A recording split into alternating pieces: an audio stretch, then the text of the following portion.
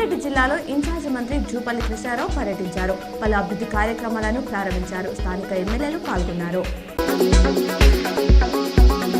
నిజాం సాగర్ ప్రాజెక్టును రాష్ట్ర పర్యాటక మంత్రి జూపల్లి కృష్ణారావు స్థానిక జూకల్ ఎమ్మెల్యే లక్ష్మీకాంతారావుతో కలిసి పర్యటించి పరిశీలించారు. పర్యాటక రంగంగా కావాల్సిన సదుపాయాలు కల్పించేందుకు కృషి చేస్తానని చెప్పారు. సాయుధ దళాల పతాక దినోత్సవం సందర్భంగా నగరంలోని జిల్లా collector Rajiv Gandhi Hanumanth flag day సందర్భంగా జెండా ఊపి ర్యాలీని ప్రారంభించారు. జిల్లా collector Rajiv Gandhi Hanumanth flag donation ఇవ్వడం జరిగింది. రూరల్ ఎమ్మెల్యే క్యాంప్ కార్యాలయంలో రూరల్ నియోజకవర్గం నుండి వచ్చిన కాంగ్రెస్ నాయకులను, ప్రజలను ఎమ్మెల్యే డాక్టర్ భూపత్ రెడ్డి కలిశారు. పలువురు వినతి పత్రాలు ఎమ్మెల్యేకు సమర్పించారు.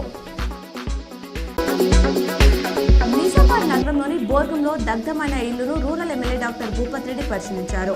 బాధితులకు అండగా ఉంటానని rural MLA doctor Bhupath Reddy భరోసా కల్పించారు.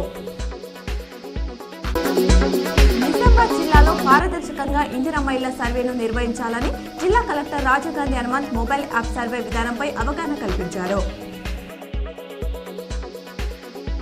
ఇందల్వాయి జెడ్పీహెచ్ఎస్ హై స్కూల్లో 10వ తేదీ నుండి సీఎం కప్ పోటీలను నిర్వహిస్తున్నట్లు తహసీల్దార్ వెంకట్రావు వెల్లడించారు.